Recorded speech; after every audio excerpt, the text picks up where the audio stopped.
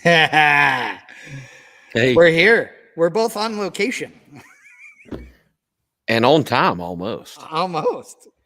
I mean, to be fair, we've been talking for the last 10 minutes. Yes. Just not to y'all. So, dude, 29 people on, 39 people on immediately. Maybe this daytime thing is a good idea. We weren't sure. If you're just joining, 42 people. If you're just joining us, thank you. We appreciate it.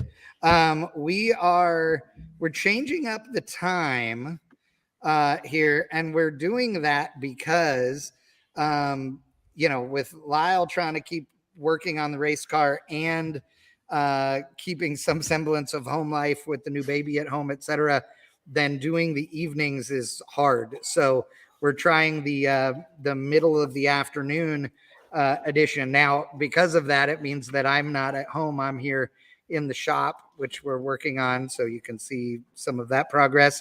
And Lyle is in, well, is that your office / storeroom or what? It was the conference room, and we do a lot of consignment style used part sales here. Yes. And the conference room, which is where I spent most of my time anyway, has now turned into the used parts inventory room.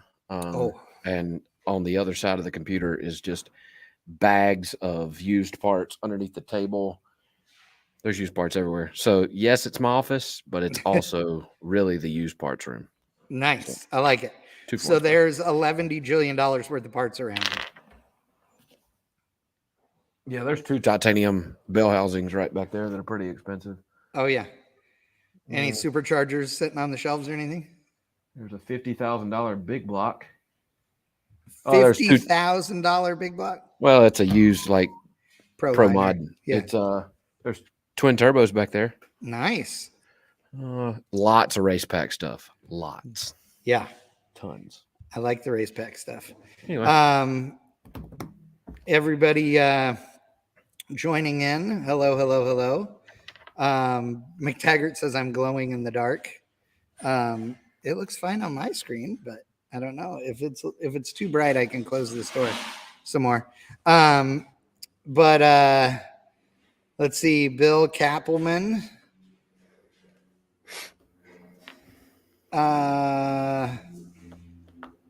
Race car revolution. Lyle, are you going to come party in the zoo in Brainerd? Yep. Yes.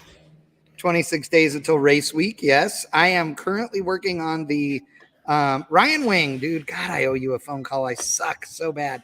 I'm working on the route for Rocky Mountain Race, for Race Week 2.0. So Race Week is happening, in a month, and I'm working on the route for that, which is awesome. Aaron Spitzer in the house from Texas Precision Performance.com. You need a rear end. He's your dude.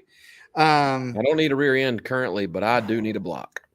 I know, which we're working on that. Hopefully, if anybody has a good deal on a LS Next block, any aluminum race LS block, if anybody has a good deal on one, please let us know.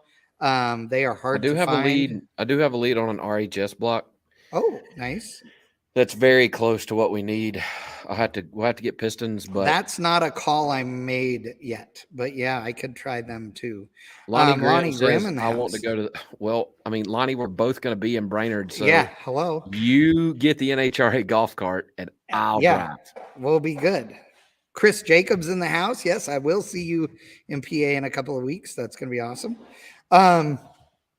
Okay, so we're going to talk about touchy subjects. A bunch of stuff. Actually, Dad, can you close that other door? I think that's the issue. Or maybe close this one down. It's that one for sure. It's the one directly to your right. Well, there's actually 2. See, there's a door right here you can't see, and then there's that door. Try closing that door. It's the one in front of your face for sure. Oh, okay. See, I didn't know if that one was the one screwing things up first. It's whatever's shining off of your right cheek. Oh, yeah. It's not that, Dad. No, it's the other one. It's this one. Okay. I'm right next to a garage door. So, because it's 11,000 degrees here and I was trying to get some breeze going on my legs. I'm a sweaty mess anyway. Because I've been working on the mezzanine that's over there. Yeah, so pull this down a little bit more. Oh, yeah. There you go. That's good right there. That's perfect. Okay. Lovely. Still got some airflow. Otis can still be underneath. Okay, we're good. So anyway, well, I'll just start it. Yeah. Let's there's all kinds of stuff to talk about. A bunch of safety stuff. Bonneville got rained out. We got a bunch of things to talk about. So that sucked. Yeah, I know, but it did suck. So first and foremost, our thoughts and prayers to Ryan Fellows' family. Yes. He's the no prep street outlaw racer that passed away due to an accident filming for the Street Outlaws Small Tire, the new show deal, the one we were supposed to be at, and I just couldn't make happen. But I want to start by saying that I am not accusing Ryan of not being prepared. I have no idea what he was wearing. Nope. I have no idea if he had a fire system or not, and quite frankly, I don't care. Yeah. That doesn't matter now. If he didn't and he had all that, would he have survived? We don't know, so I'm not speculating about his crash in particular, but what has happened since the crash is there has been a flood of people with questions about fire systems and fire safety following Ryan's crash. We know there was a fire. Yep. I don't know if his death was a direct result of it or not. So you're right. I'm not blaming Ryan for not being prepared. Unfortunately, and I typed for 20 minutes yesterday this long thing I was going to post on Facebook, and I just decided not to. We'll just do it here and share this. Maybe people will watch. Hard to get people to read, easier to get them to listen. Right.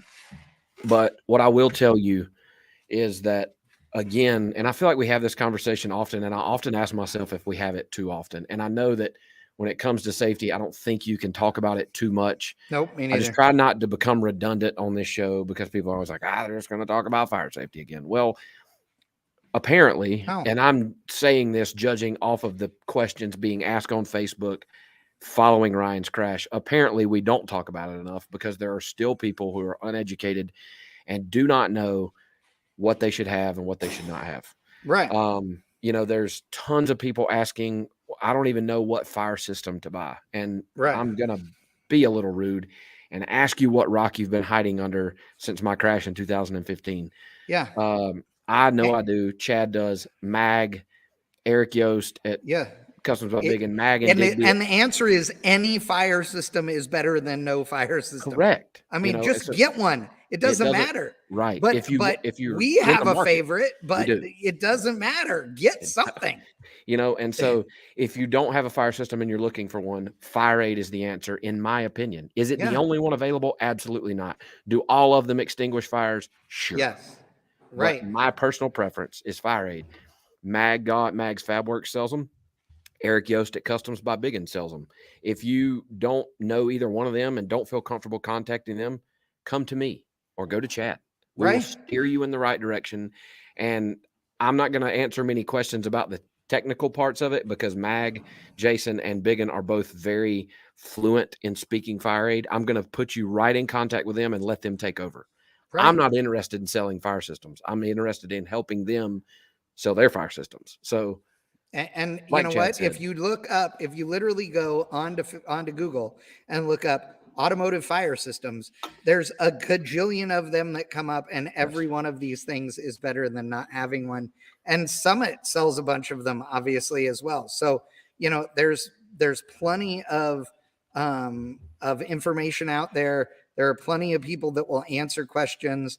And like Lyle says, if all else fails, call Customs by Biggin or Mag Fabworks, either way, and they will get you set up. Now, we have very specific reasons why we like the Fire Aid systems.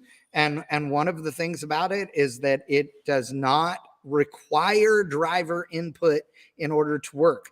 The driver can set it off, and in the ideal world, that's what happens, right?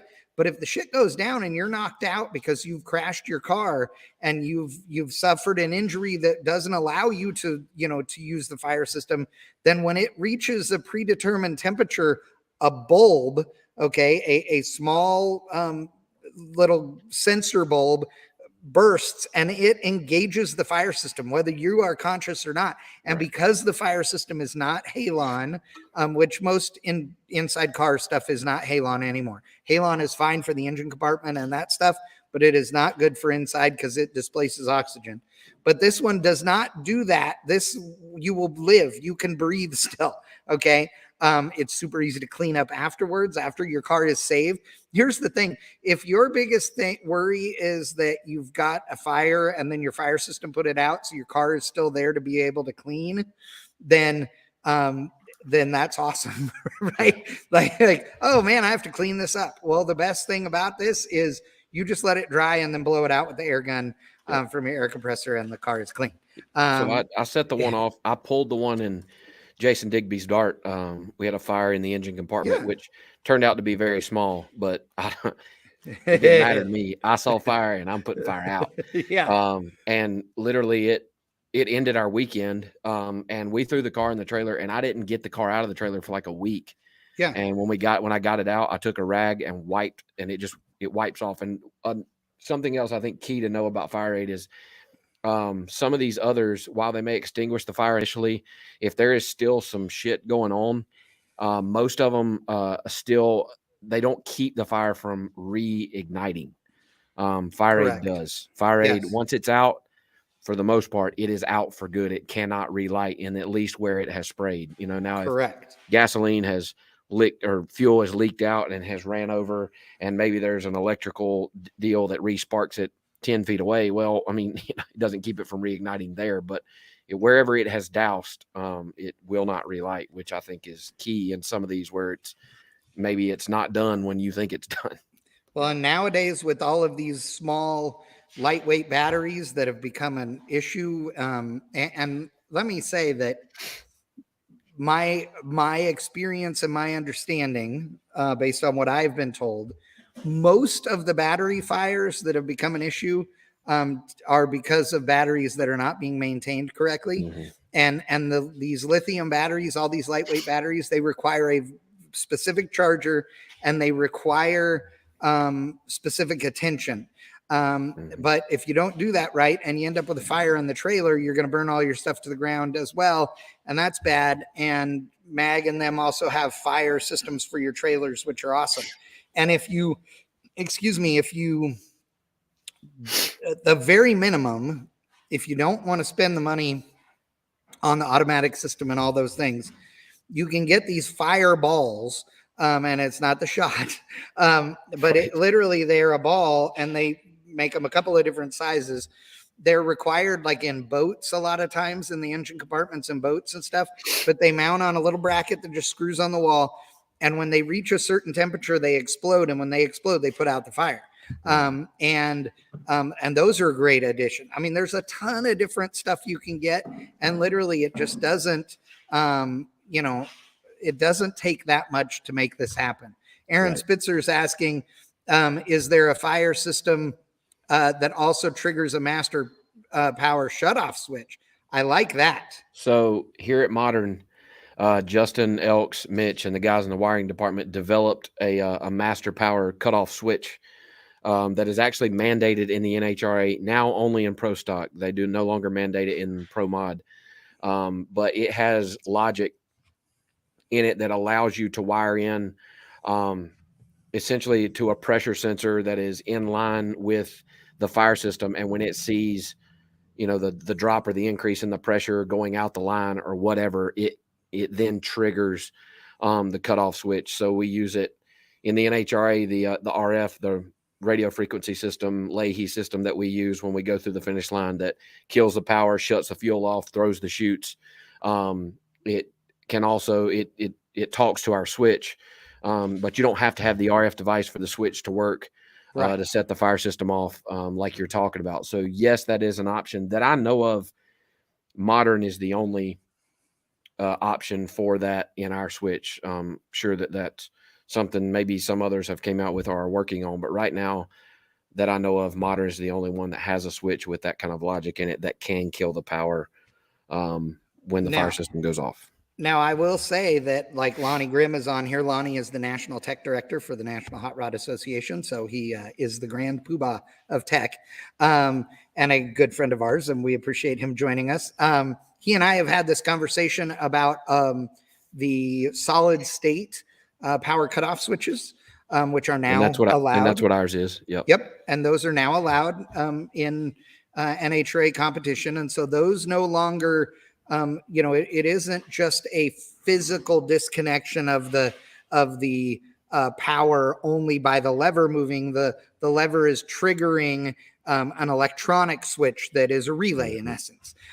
So because of the way that those work, you can turn them on and off with a tiny toggle switch, so that you can do something that I've said for years that everybody should have, which is the ability to kill the master power in the car, no matter where you're at, right? So the truth of the matter is, in my ideal world, every race car should have a master cutoff switch in the front under the hood, one that the driver can reach while belted in, and then one at the back of the car as NHRA mandates. And that way, no matter what, you can turn the power off without somebody having to run around the back of the car.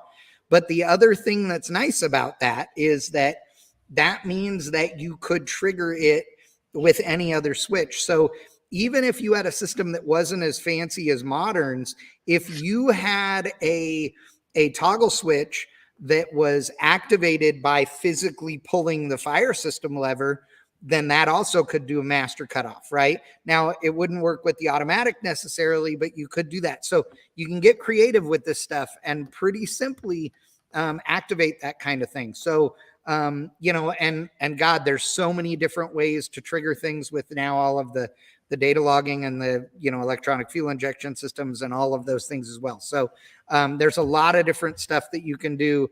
And it really does matter. And Rudy Hollis is on here and he says, seats and fire safety is sadly so overlooked in all the motorsports, and seats is a big one.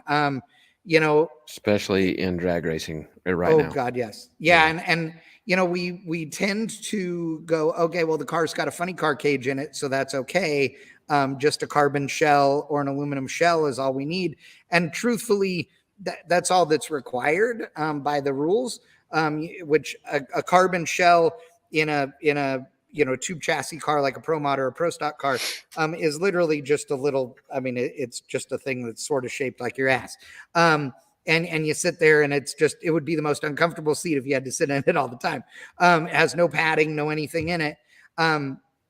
But you're belted in there real tight. And so it's good.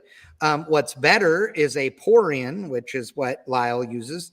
And the nice thing about a pour in is that most cars use the same carbon shell, the same bucket, if you will, that your ass is sitting in. So you can take your pour in and put it in any race car. And the pour in is literally a 2-part foam that is put into a bag. A really cheap way to do it, you can do them yourself in a garbage bag, honestly, is you pour 2-part foam in there and then sit in it. And when you sit in it, while the 2-part foam is expanding and all of that, it literally makes it so it's the shape of your butt while you're wearing your fire suit and the whole deal. It's got the shape of your legs, everything. So it is molded to your ass and your back and your legs and all of that. And it makes a big deal. Now, some people do a partial where it's only on the bottom, and some people do a full where it goes up their back. And that's how real race cars, when I say real race cars, they've been doing that forever in IndyCar and Formula One and all of those things, but that's what you do in a tube chassis race car typically. But if you're a road race guy or something without a funny car cage, or you just want the ultimate, then you really step it up even another level and go to a seat like a Race Tech, which sounds funny, but that's what's in beer money. And that seat, like retail price, is what, like a $4,000 seat or something? Can be. I'm actually looking at one we've got sitting over here. Yeah, they are really nice seats. Oh, they're amazing, and the guys at Race Tech are awesome. Yep. Their seats are very expensive, and they are, but man, they're really good, and they are awesome. They are all SFI, and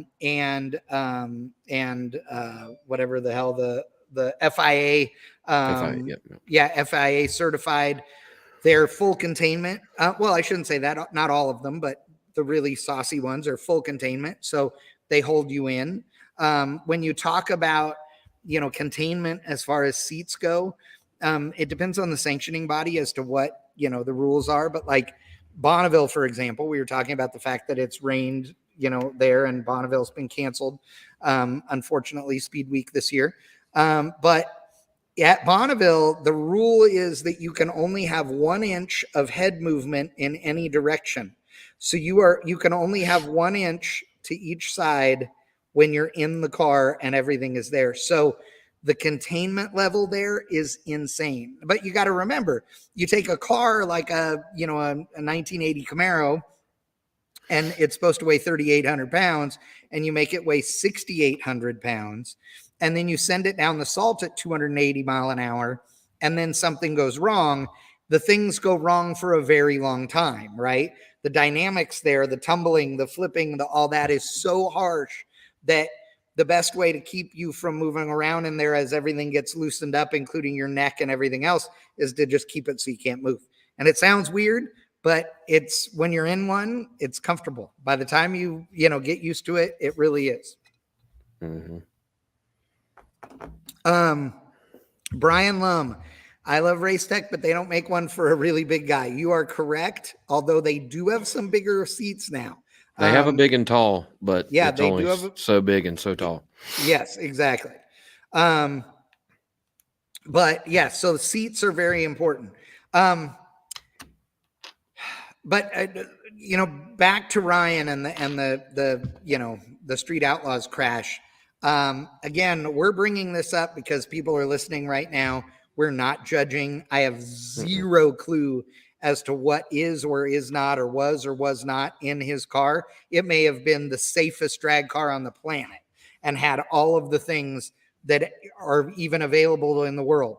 I don't know. And you got to remember that just because those things are on the car doesn't always mean they're going to save you, right? There are some things, we're driving race cars, it's dangerous. But God, dude, if you can take every available opportunity to try and make sure you're safe, that's the big deal. So, well, and by and large, I've been doing this no prep stuff for several years now. And for the most part, safety tech is pretty non-existent at these no prep street style events. I get it. You start really hammering on the safety tech, you lose a bunch of car count because a lot of these guys are just bringing their cars off the street and straight to the racetrack to run these no prep, especially the back end of the track stuff. Right. And I don't really know the answer, that as an advocate for safety, I should say there should be NHRA tech at every event ever held at any racetrack. But I know what that does to car count, which is what supports these little local racetracks that are just trying to, I get it, man. And I don't know, I don't even want to go into, I don't know the answer, but what I do know is that if there is no safety tech and you can show up there in anything you want, no matter how fast it is, and race it, you are responsible for making sure that you go home. And again, for those of you that have tuned in, I have no idea what happened to Ryan Fellows at all. No clue what he was wearing, but it doesn't matter now. He's passed away, and that's, where we're trying to prevent that from happening to anybody else. Yeah, this is a guy that has a family, and exactly. people that care about him and that relied on him, to be part of their family. That's just horribly sad. There's nothing about it that isn't, And second, when you go to these racetracks, especially the no prep style stuff, one, you should always ride a track you've never been to. Yep. Get a feel, know where the turnoffs are, if there are any fire extinguishers along the wall.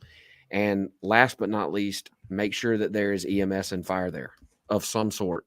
They have something there, whether it be a four-wheeler with a 100 gallon tank and a water hose, something to put a fire out. I know that at some of the no prep races that I've been to, there's been very little, sometimes if any.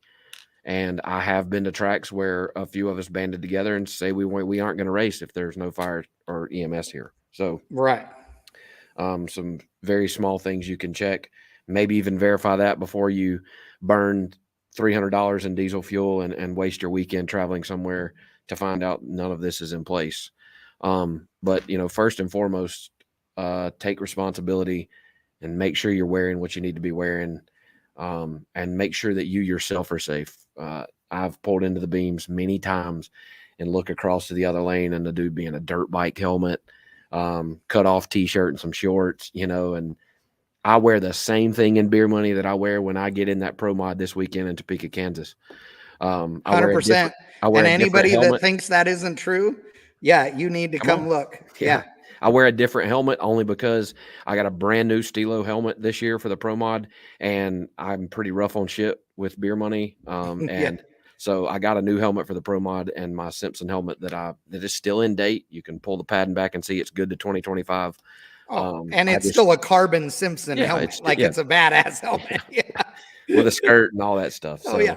But I wear the same thing in beer money that I do in the pro mod, and that's any pass down the racetrack. And anybody that knows anything about when I drive anything can verify that. It's the same shit. And to people that are asking, Dennis Gilbert was asking who it was that passed away. I've got Ryan Fellows is his name. You may have a picture of that. I've got a picture of his 240 here. He the unfortunate thing, and I'm going to say this, and it's funny but not funny, is the name of his car was Stir Fry, which is not good. But yeah, a cool 240, turbo car. I have no idea what engine combo is in it. I'm going to assume an LS, just because it's easy to stuff in those things. But a nice looking car. I mean, nothing about this thing looks, sketchy or weird or any of that. So, and I can see roll cage inside the car.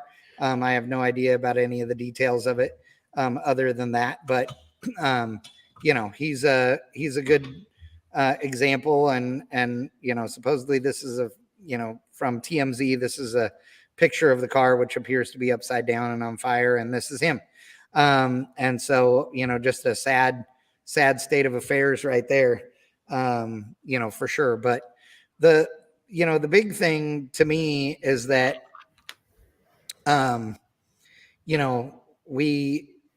we get real complacent, and don't get me wrong, there's enough dumb stuff that we do normally that, that we can get hurt on. We don't need to add getting in a, real race car to the list. Last week when we were doing Power Shift, I was talking about a guy who, I can't find the video now, but it was on TikTok or something. And it was a dude in an S10 pickup truck, no roll cage, no seat belt, no helmet, no nothing.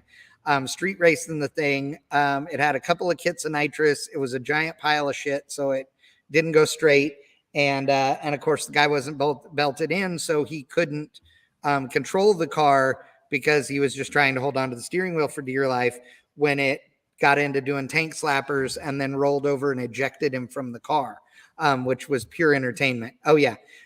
So, that's a different kind of idiot. And that guy just, please help the gene pool, and hope that dude didn't have any kids before then. But that's just stupid. Right. And there's a lot of dumb stuff that goes on, which I said this to Lyle. I said, I don't know if I should say anything about this or not, because I don't want to sound like a whiny bitch or whatever, but I'm going to say it. So there's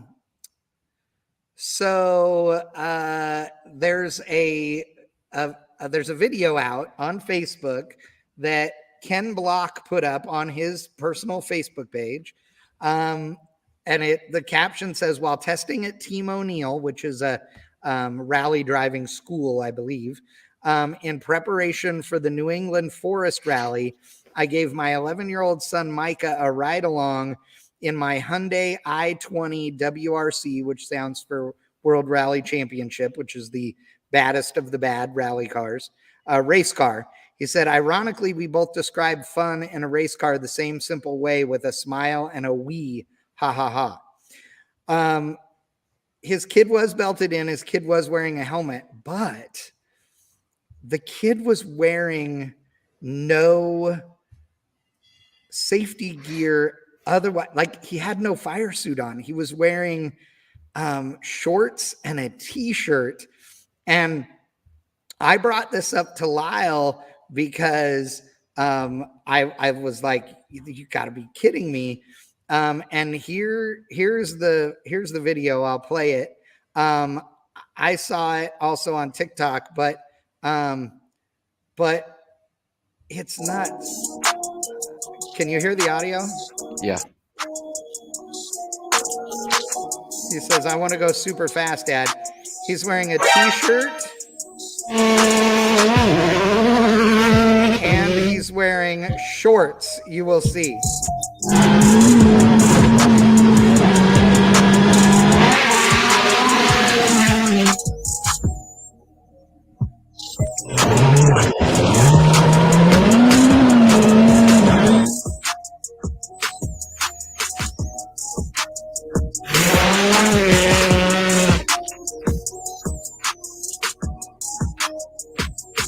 I mean, are there any of the comments talking about he's not wearing anything? I mean, that is just, don't get me wrong. It looks like fun and all those things, but my God, like, what? Dude, Mel would kill you if you did that with your kid. Like, yeah. Oh my God. In the comments, was anybody talking about that? No. Well, I shouldn't say that. I don't know, actually, if anybody said anything about that. I didn't look at that part. Let me see. That's a good question. Let's see what the comments say. I'm adoptable. I would love to have you as my dad. Oh, what a great memory you're having with your kid. Oh, here we go. Wow. Why wouldn't you have a fire suit on your kid? That was the latest comment.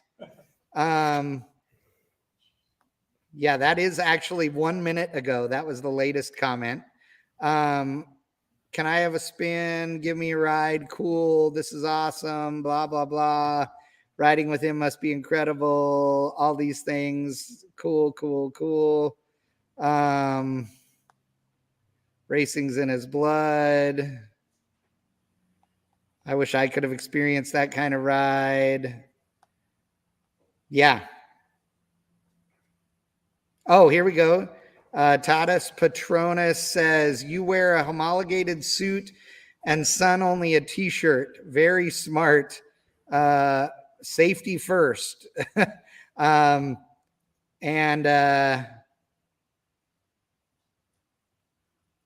Oh, at which point another guy then comments below and says, safety first.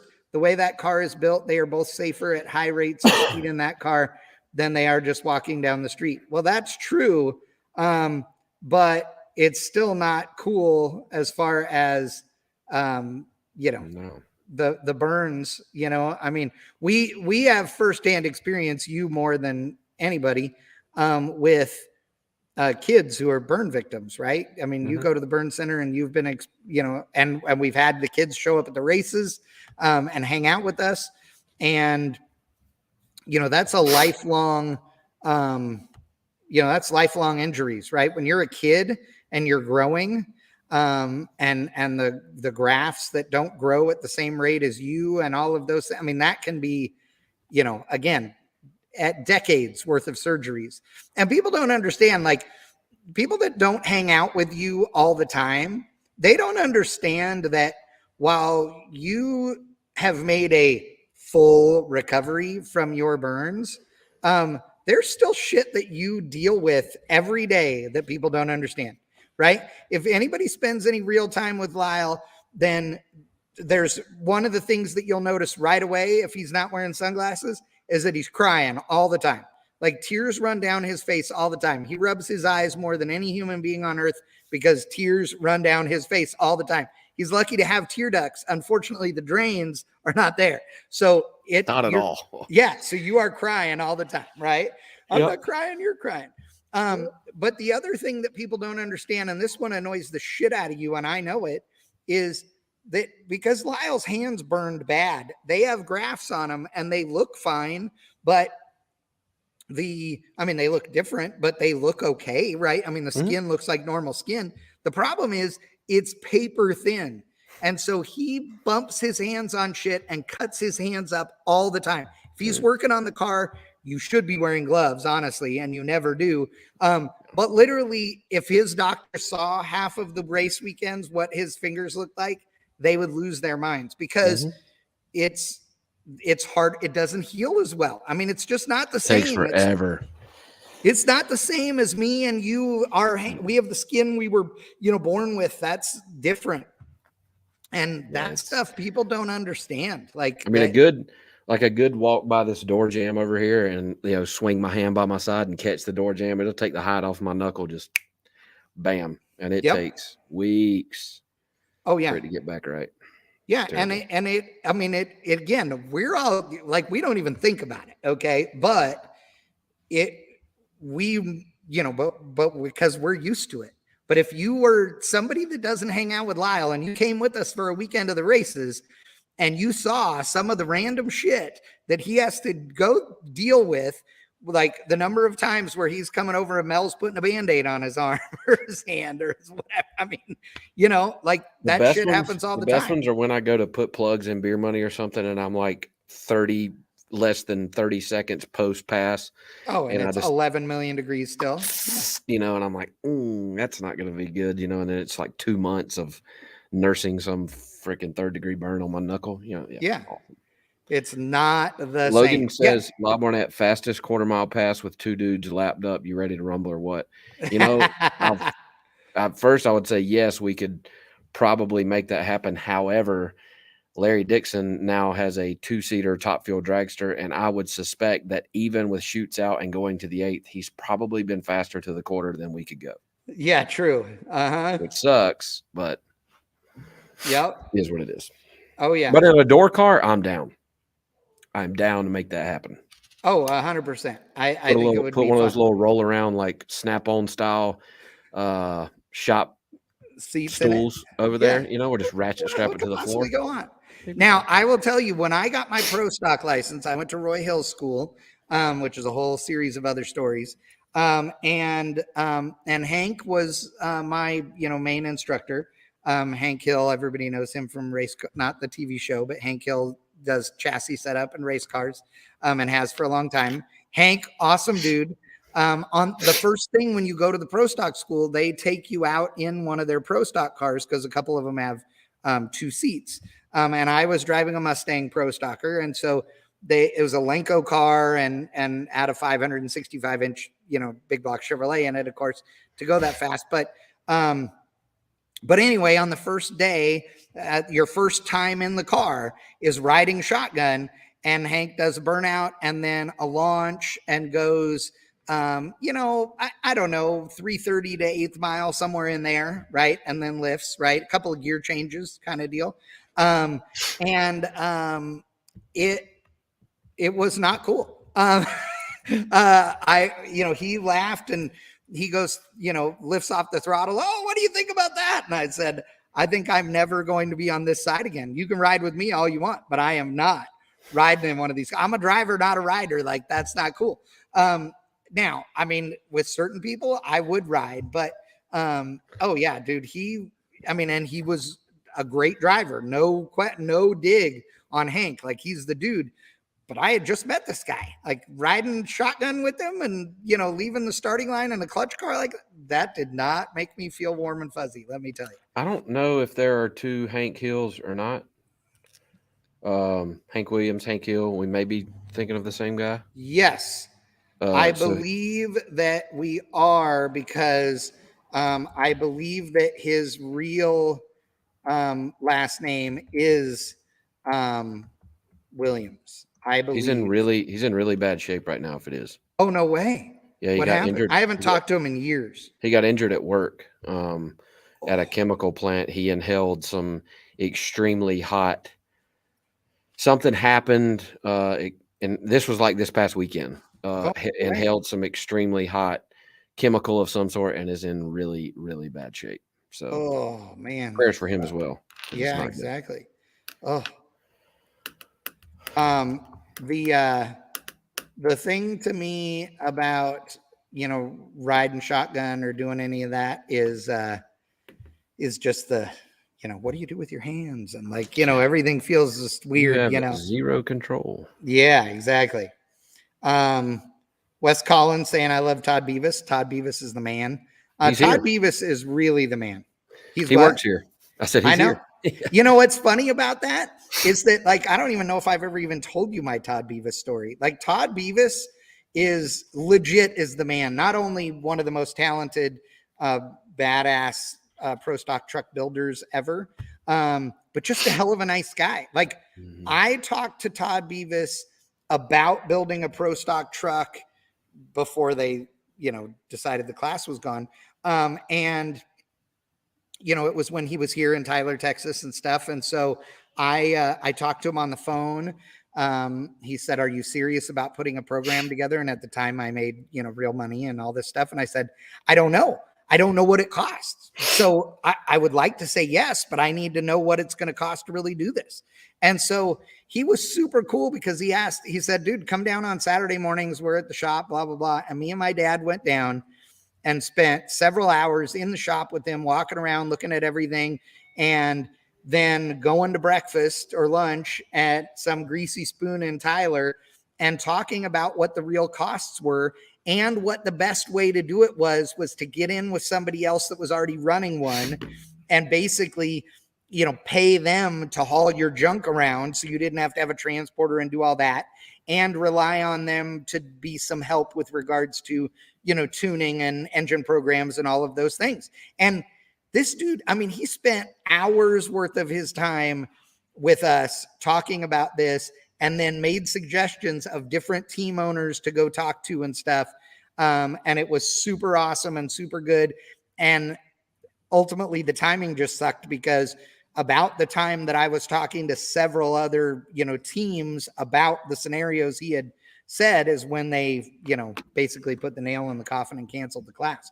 So, but yeah, Todd Beavis is a certifiable badass. There is no doubt about it. And he's still working his magic every day right here at Modern Racing. So is he in charge of actual car fabrication stuff? He is the shop foreman. Dude, I need to come down and I mean, I don't even know if he'll remember me, but it was awesome. Well, I'm sure he will. Yeah, he is such a good dude. Yeah, he is such a good dude. Yeah. Yep, Todd's a good guy. Let's see. So this Bonneville deal, just because I don't know. Oh yeah. How long does it take for the lake to like dry up? And so it depends. So here's the thing. So this year, so if you're not familiar, if you haven't been to Bonneville before, when you get off the freeway to go to Bonneville, you go down to what's called the bend in the road because it's a corner. And you get to the bend in the road and you hang a right and you go like another mile and a half or whatever. You drive like a mile and a half to the bend of the road and another mile and a half and you're on the salt. Along the way, the dirt on the sides of the road gets whiter and whiter, okay, as it gets saltier and saltier. It gets from being dirt to more and more salt to more and more salt. When you get out actually at the end of the road and come down onto the salt, which is a couple of feet drop basically, you get onto the salt. In a really good year, the salt there is thick, you know, right there. Over the entire Bonneville salt flats, there is a layer of salt, and I'm using this as the example. That's the dream when there's 3 or 4 or 5 inches of salt, but there have been years where there's an inch of salt. And there were years when there were feet of salt, okay? So the salt is over mud, basically, okay? And there's water moving around under the salt and all of these things. So depending on the year, the salt could be very wet or very dry. And if it's a wet year, you walk around out there in flip-flops or any tennis shoes, and you will get taller and taller because literally the salt just builds up on the bottom of your shoes, and it'll end up being like this thick, and you go, God, my feet are heavy, and you kick it off or you scrape it on the edge of the door or whatever of the car, and you keep going. On a dry year, you'll have hardly anything ever even stick to your shoes, which is pretty awesome. You want it a little bit wetter than that, right? Not wet, but you want it just wet enough that it stays packed and smooth and happy and all that. If it gets dry, it gets loose where it's like sand or really more like snow. So it gets fluffy. There'll be soft patches at places in the racetrack. The racetrack is so big and so wide that literally when you're on the starting line, the starter comes to you and says, hey, we're getting reports that it's really soft on the left side at the 3 and on the right side, right by the mile marker at the 4. And, or at the middle at the 2 and the left side at the 3. And so you literally will drive around these things. I mean, going 2, 3, 4, 500 miles an hour. Okay. And it sounds weird, but you do, right? Or you drive through them, but it definitely bogs the car down when you hit them and that kind of thing.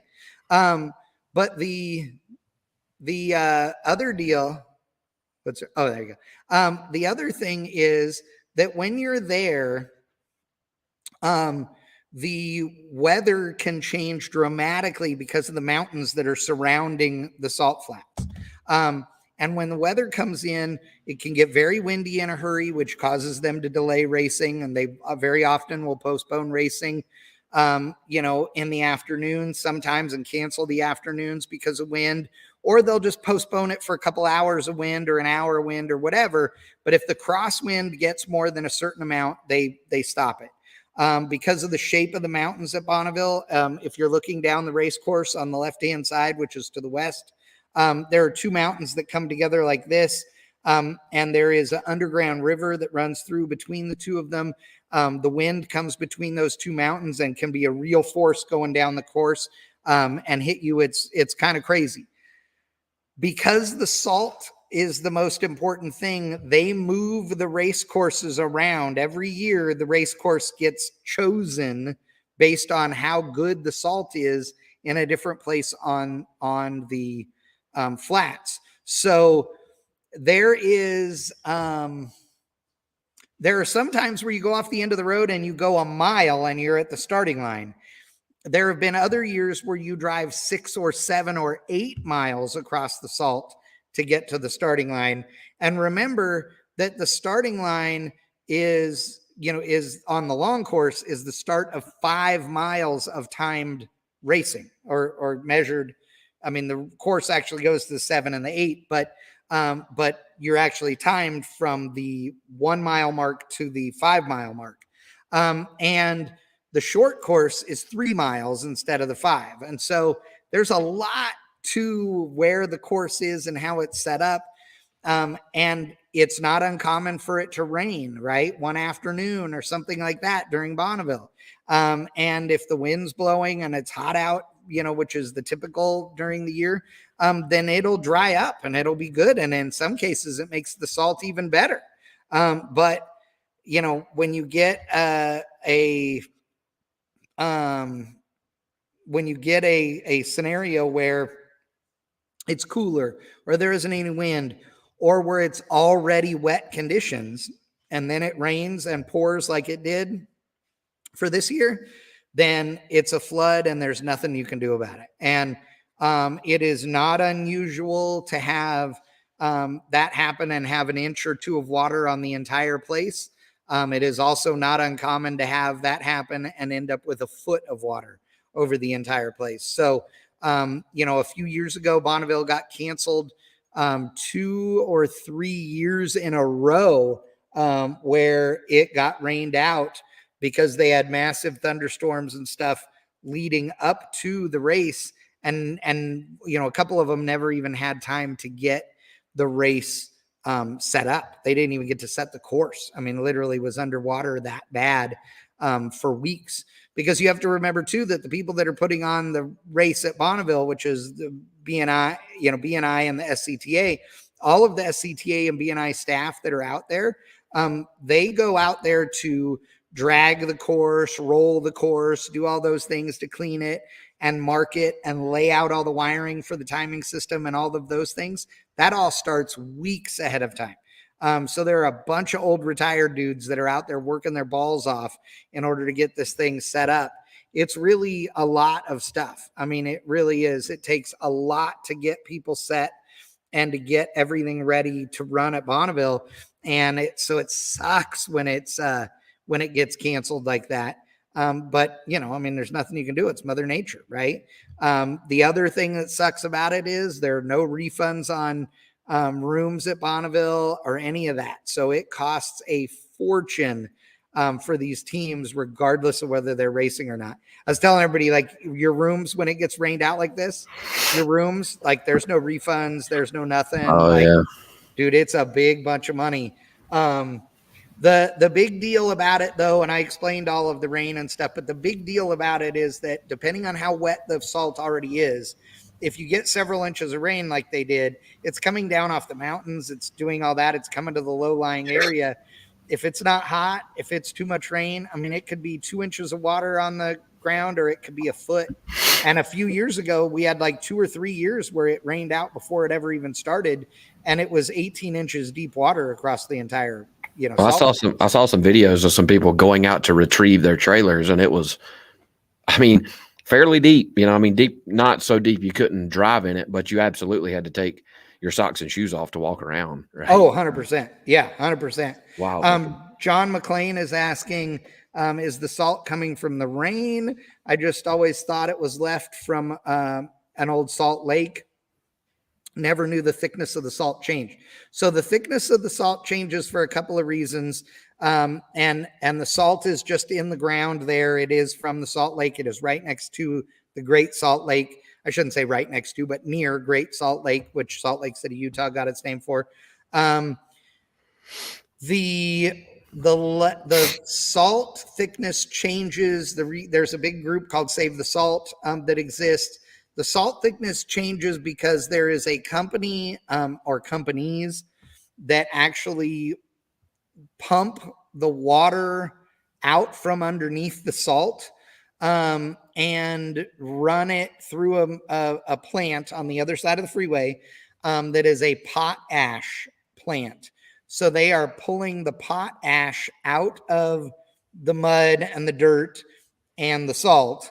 And so they are making the salt thinner and thinner and thinner all the time. Now, because it's protected lands and everybody bitched and moaned, ultimately they got a thing where they're supposed to be pumping the salt water back, just missing the potash. So in theory, it should flood the thing and then refill it with all the salt once the water dries off. But the truth is that does not happen at the rate it should. On the south side of the highway there, where the potash plants are, there are millions of cubic yards of salt just sitting there in piles everywhere. The salt flats that exist on the south side of the freeway, there are a bunch of them there that have salt this thick, like feet thick, that are amazing and would be awesome to race on. But unfortunately, the property is not something that we have access to because the BLM doesn't control it or whatever. So yeah, there's a lot of politics involved in going. But Bonneville is one of the coolest places on earth. It is biblical. I've been 238 mile an hour there in a Camaro, backwards, as a matter of fact. Yeah, so beat that. Who's been faster than I have backwards? Not many of you. Not many. Yeah, and don't get me wrong, I was really thrilled with the 238 before the backwards part, but you do what you got to do. So I was trying to show off a little bit, but does your speed count like towards a record or anything if you spin out? 100%. So the way that it works is that you have to do a qualifying run and then your record return run. So and they're on separate days. So if today you and I were racing and the record we were going after was 250 miles an hour, and I went down the racetrack at 250.001 miles an hour, I qualify for a record. So we would bring the car back. There's regulations on how much time you have, et cetera, to get into impound. You take it back to impound. You cannot stop at your pits first. You take it to impound. They inspect the car, say, yep, the car is, fits the rules. So your record, qualifying run counts. And then you have a certain amount of time to work on the car in impound, and then it stays there overnight. And then in the morning, you have like another 30 minutes. You come in and you get to work on it again, and then go out, and you're the first cars down the racetrack in the morning for your record return run. The average of the two is what your record is. In order to qualify for a record, you must go faster than the record. But your record return run does not have to be faster than the record. So if the record was 250 and you went 255 to qualify, and then you went 248 on your record return run, even though that's lower than the record, the average of the two is still higher than the record, so you got your record.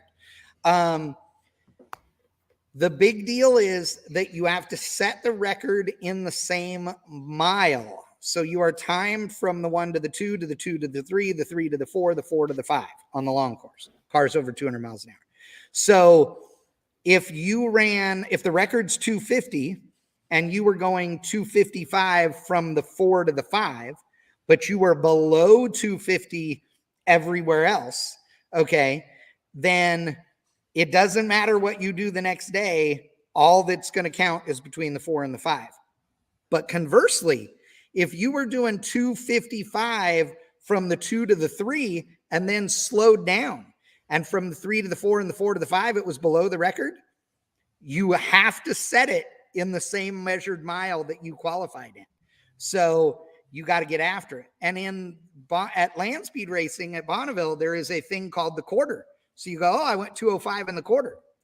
Well, the quarter is not a quarter of it is a quarter of a mile, but it's the 2 to the 2 1/4. Okay. So it's like the 60 foot, right? You're using it as a tuning tool, right? No, John McClain, I am not a member of the 200 mile an hour club. There's a whole thing. It's not just going over 200.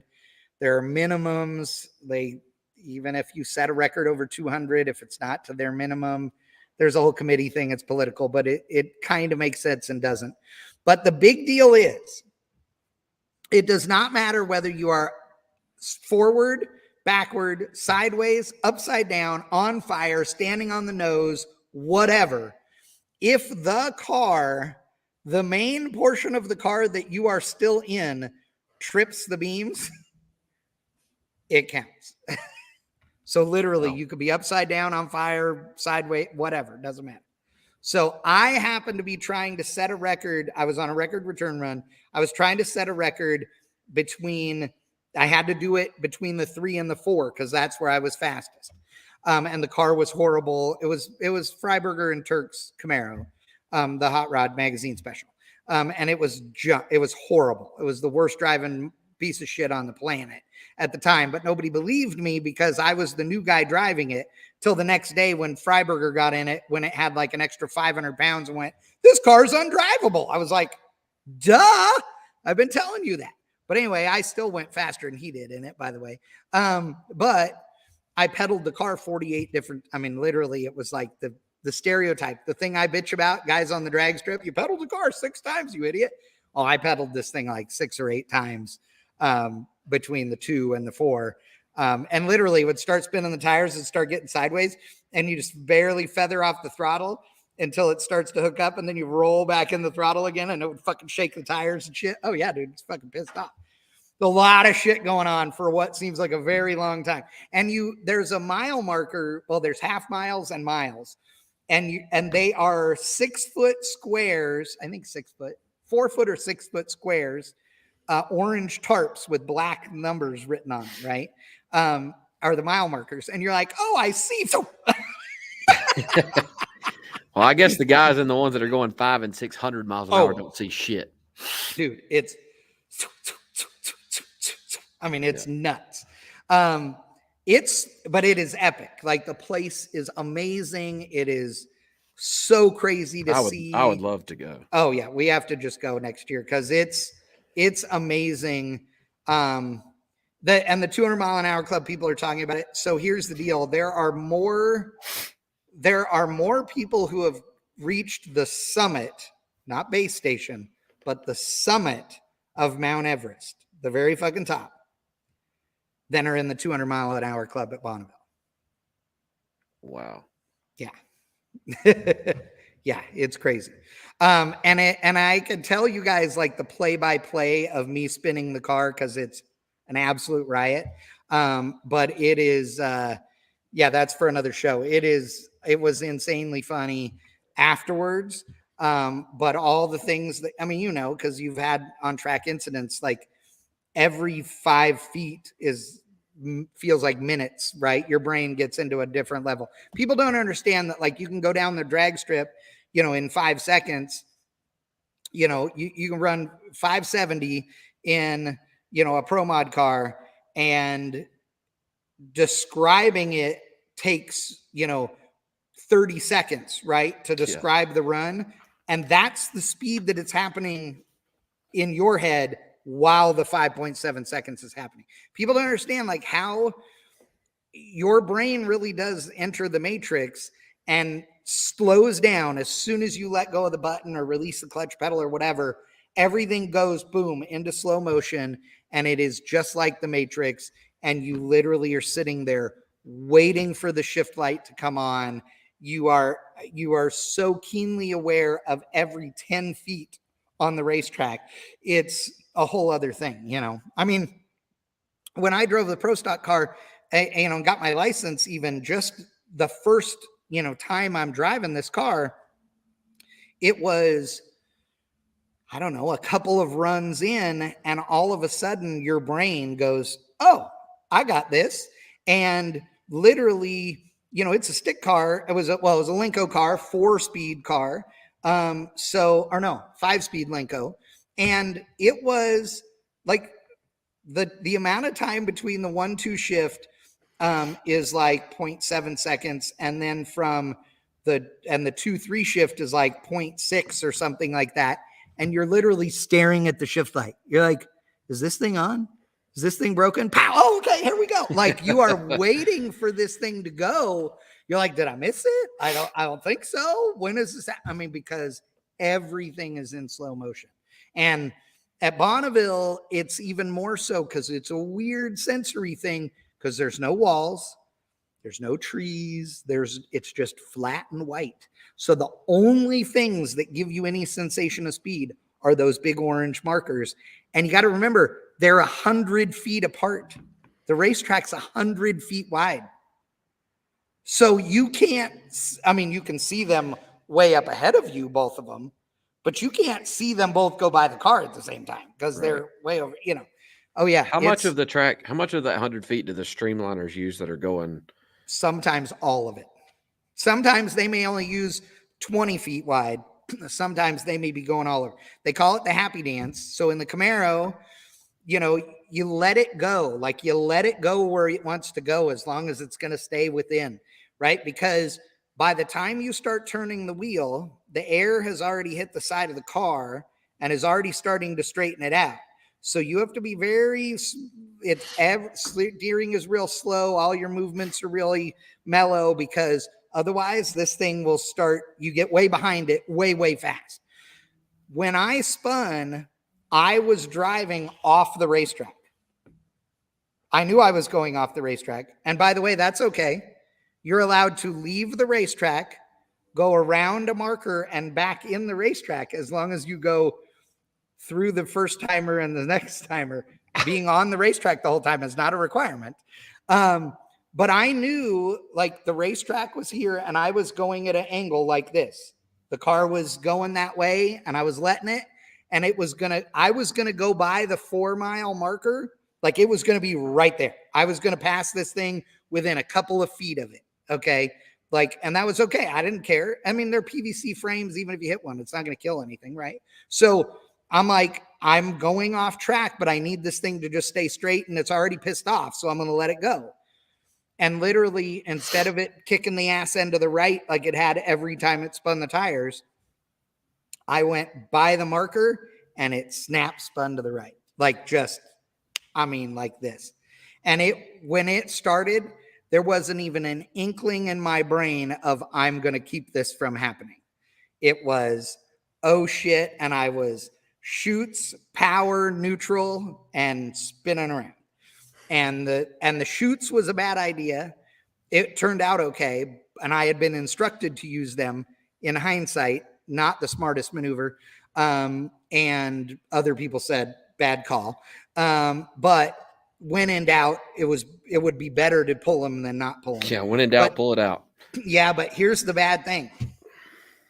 The chutes on a Streamliner or on a Bonneville car are smaller, and the tether is 3 times as long, maybe 4 times as long. So it takes forever for them to hit. Mm-hmm. So I was already spun around looking at my parachutes when they hit.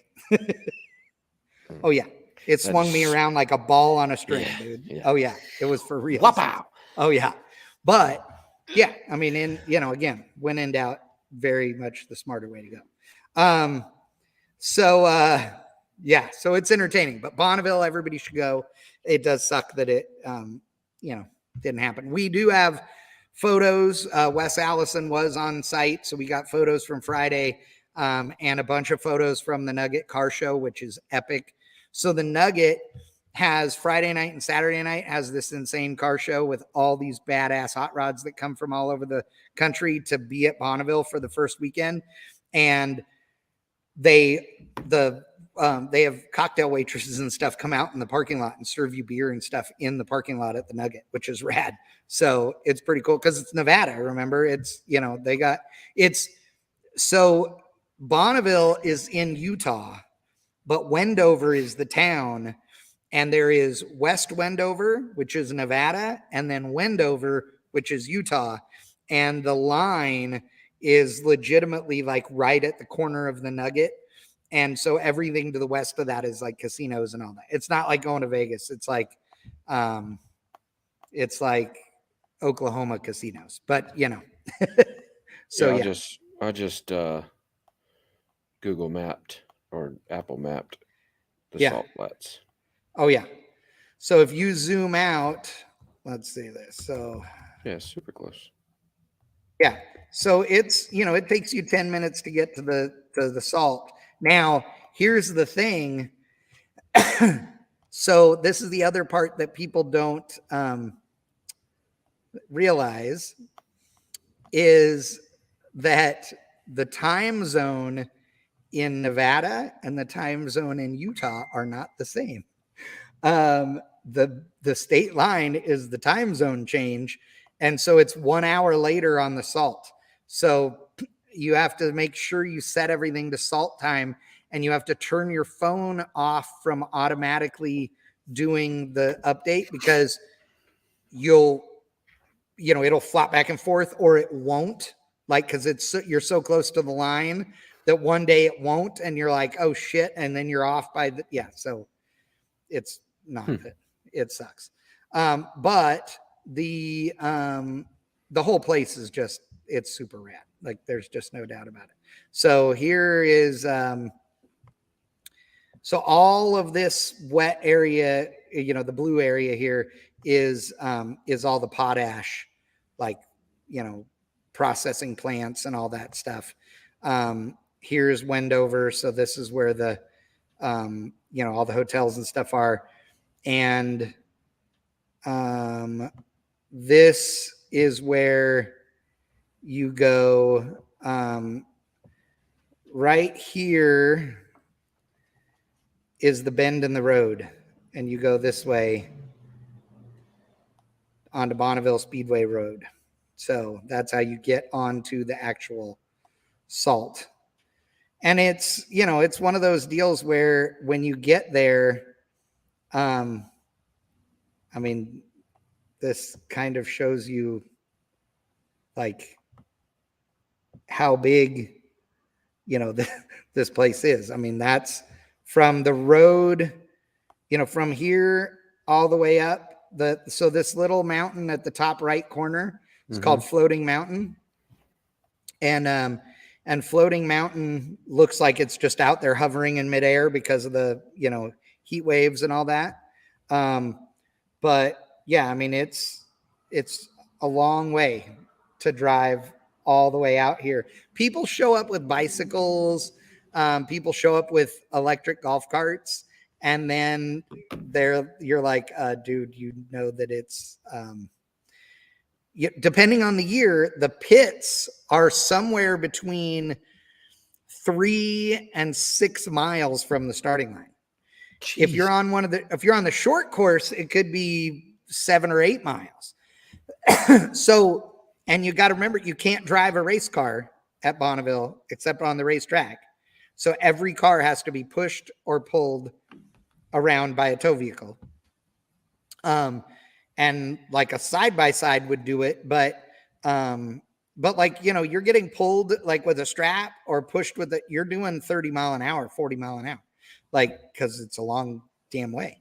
So yeah, people will show up with like an electric golf cart and they go like 2 trips to the starting line. The thing's dead. Yeah. It's like, that doesn't work. You just drive cars around. Like, I mean, my mini bike does 60 plus mile an hour. So I used to ride it around all the time, but the truth is you just drive a car everywhere. Like, I mean, that's just how it is. It's huge, and people bring hot rods. I wouldn't do it. No way, no how. Cause everything that touches the salt is ruined. Like, I would never race a car on the salt at Bonneville that was nice, ever.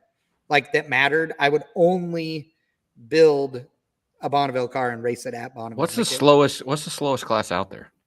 Oh, dude, there's classes that are in the 30 mile an hour range, 45, 50 miles an hour. Oh, so, little tiny ass, stuff. Oh yeah, dude, for sure. I have an S10 pickup truck that's still in California that I'm supposed to build into a Bonneville car, because modified mini pickup, when I was going to do it, was like the class that was wide open. I still think we could do awesome stuff and run it out there. And what's the speed record for modified mini truck?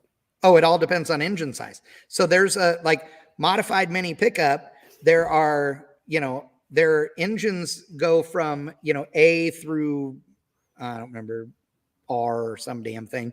Anyway, and so like an A motor is like 480 to 500 cubic inches. You know what I mean? So it's all based on engine size and then class. So you could be, B modified mini pickup. You know what I mean? Or B modified pickup, full size as well. But see, the smart thing, in my opinion, is you build the Bonneville car and then we just put the motor out of something else in it. You know what I'm saying? Like, you can't race multiple cars at the same time all the time. So like, you put Beer Money's motor in it or the Wagon's motor in it or whatever, and you go race, but you don't go to Bonneville just to run for fun. It's way too sketchy and dangerous. Like, the number of injuries and deaths per run are significantly higher than drag racing or any of that. Oh, I bet. Yeah. You know what I mean? So yeah, right. Aaron Spitzer's in. I know. Well, and so that was the deal. My idea with the S10 was to build the S10 and to be this badass fun car that then we all could drive. So that we literally would just put a couple of engine combos together and we take it out to Bonneville and we run it, and we all just run it, right? Because you and me and Biggin and Jay can drive, like, whatever. And you got to remember that so the cubic inch rules, this is where Bonneville gets really unique. Like, you'll see weird stuff you've never seen engine wise. But like, there are guys that will run a car with a small block Chevrolet in it in 2 or 3 or 4 classes, okay, with the same small block in it, because they literally pull pistons and rods out of the thing and put counterweights on the crankshaft and only run it on 4 cylinders or whatever. Like, that shit's normal. Yeah. What? Oh, dude, I'm telling you, Pete would have more fun building Bonneville engines than anything. We set a record in the Camaro when Freiberger and them had a vent tube come out of a carburetor and go through the motor on day 1. They were ready to pack it up. And I'm like, dude, how many cylinders can we make this thing run on? And it only had 2 that worked. We had to push the thing 60 miles an hour to get it to start. But we set a record at like 61 miles an hour on 2 cylinders of a 540 cubic inch big block Chevrolet. Yeah. Yeah. With Freiberger driving. Like, they wanted to quit. I'm like, dude, you guys are pussies. What are we fucking doing here? Like, we came all the way. You brought this fucker from Alabama. Like, you don't fucking leave, dude. Like, we're building a motor. Like, something. Oh, yeah.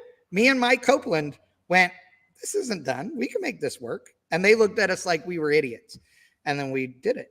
And they were like, this is why Mike and I are friends. Because there is, like, epic. Mike, there is no quit. Like, I don't know how to do that. You know me. I don't know how to do that. Like, if it's possible to fix it, we're fixing it. I mean. Very true. You know. So, oh, yeah.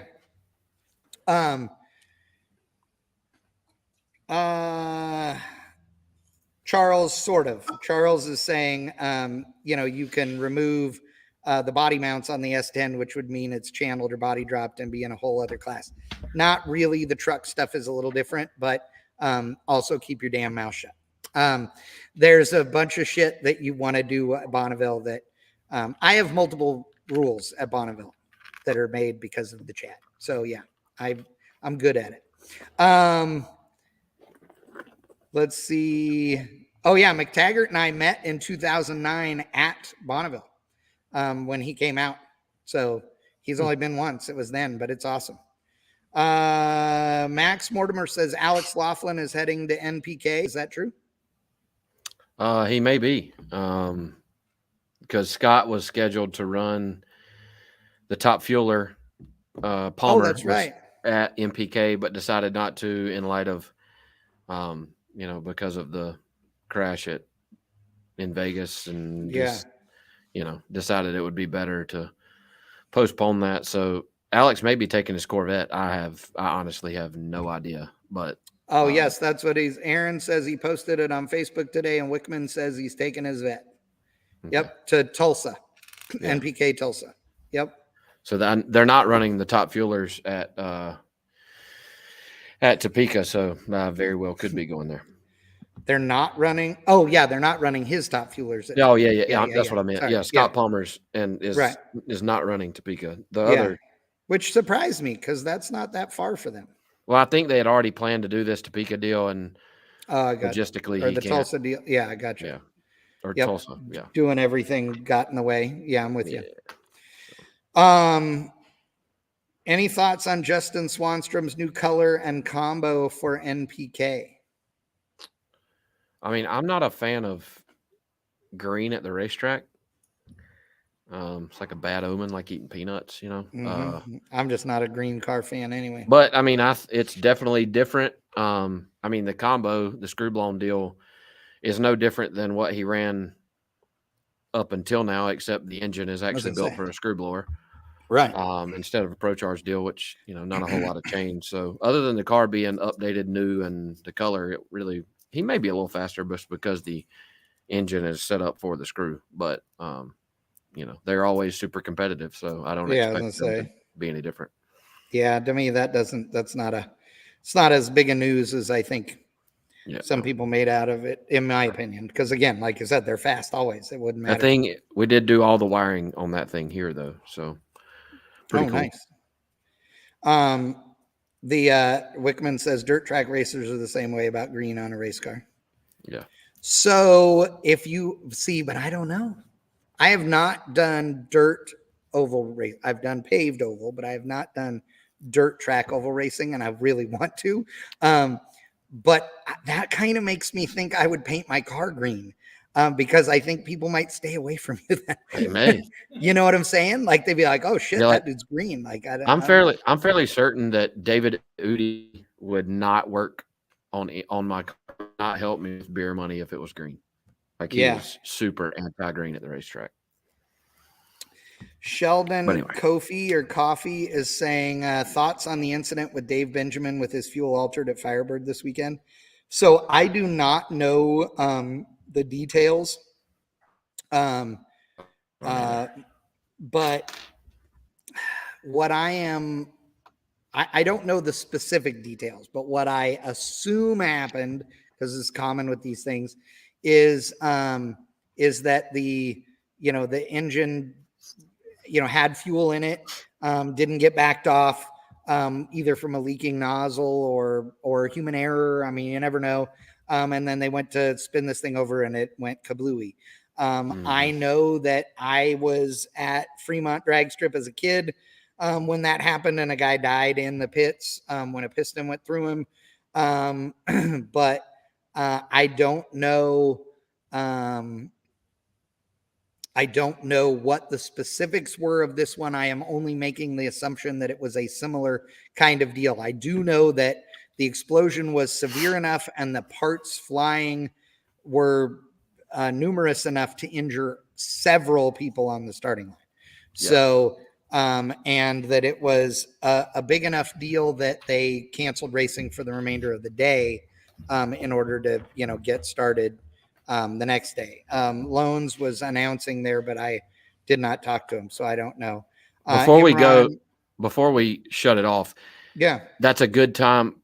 Before you go sharing stuff about some of these incidents and stuff, yes, give it some time. Make sure that what you're sharing about these incidents is true. Is real. It's how this stuff gets super, and it's why I've been super quiet and have chose just not to post about the Ryan Fellows deal, because I've gotten tons of messages like, hey man, you need to talk about fire safety and you need to do this. And that's why we let in today and said several times that we don't know any of the real facts. Right. All we know is that there's been tons of talk about safety surrounding that incident that we know involves some fire. But it's how these things get stirred up, and there's just tons of misinformation when you start sharing stuff that's just not true in regards to these incidents. So just be careful when you do that, because 100%. Some people don't take that very lightly, and you can, it just gets messy. You know what? We're going to wrap the show up today with this. Jerry McCracken says, any thoughts on the sale of the IHRA? And I do have thoughts on this. And I will tell you some stuff that I know for a fact. Number one, this sale was going on for a very long time. This has been a year and a half or so in the making. Mm-hmm.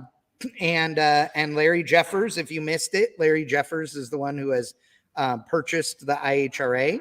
I spoke with Larry personally a couple of days ago on the subject, and I had said a congratulations and said, hit me up, dude, on Facebook, and he did. Larry and I have been to the races together a jillion times over the years, all the Midwest Pro Mod events, et cetera, et cetera. I think Larry Jeffers is awesome. Dude is super funny. He is a really hardcore guy. He does not know how to quit. He and his team put out an insane number of race cars every year. I don't know how they do it. And he has just always been a really nice man to be around, and a racer's racer. Like, the dude likes building cars as much as he likes racing cars, and he's just a good dude. So with that said, he builds pro mod cars, and that ain't coming to IHRA. Everybody's like, oh my God, IHRA is going to become the greatest pro mod association ever. And Larry's like, dude, that's not even remotely where my brain is at. I will tell you that you need to watch for announcements, because sportsman drag racing has been, has been served very well by the big money bracket racing series in the country the last few years, but it has been very underserved by the NHRA and IHRA over the last few years, and Larry wants to fix that. And so he told me very candidly that he wants to do everything he possibly can for sportsman drag racers, and I take that to mean stock eliminator, super stock. I know that IHRA has different names for it, super rod and all that, but super comp, super gas, and super street type of cars, as well as top sportsman and top dragster. Those are the classes that I guarantee you are going to see get the love back at IHRA, and I think it's great. And Larry is prepared to put the program together and make it be what it needs to be. And the other thing you guys got to remember is that Larry Jeffers doesn't just own Larry Jeffers race cars. He also owns his own racetrack. He owns a oil and race fuel company, et cetera, et cetera, et cetera. Like, he is a very multifaceted, which means that his brands can take care of a lot of the things that are going on with the sanctioning body. So my hat is off to him, and I wish him the best of luck. And I told him, I'll tell you guys what I told him was, I am here. I would love to be involved any way I can to help you guys, whether that's live streaming IHRA races, whether it's announcing at IHRA races, whatever it is. So if you'd like to see me announcing IHRA races, then let him know. It'd be fun for sure. So I think it's a good thing, and I think it'll be cool. It's really a good thing. We all know, because IHRA was on its way down. I mean, they were, the investment company that owns it wasn't looking to do what they were, needed to do with it anymore. So, so it's good for sure. I think it's a good thing. Well, I guess that's a wrap. I'm looking to see if anybody else has any more questions on here. Mopar Man in the house. Everybody that contributed today and helped and commented and all of that. Thank you. We appreciate it. John McLean, Imran, Mopar Man, Don, et cetera, et cetera. A couple of you guys donated to the beer fund as well. Thank you. We appreciate that for sure. Yes, we always appreciate that, because we are trying to do more. And with you guys donating, that does help. So yes, for sure. So, we did the Wicked Chick Awards for Rocky Mountain Race Week this year, which also got me doing some other stuff that will come to fruition hopefully before too long here with Triple B. So I am looking at doing some shirts and stuff. If you guys would be interested in pre-sales for the first order, that would be awesome. And we probably will have a new design ready for that, so that you guys can jump on board and pre-order those here in the next few weeks. So if you are interested in that, make sure you let us know in the comments. I will probably see you in the next few days. When are you leaving for the Topeka? Thursday.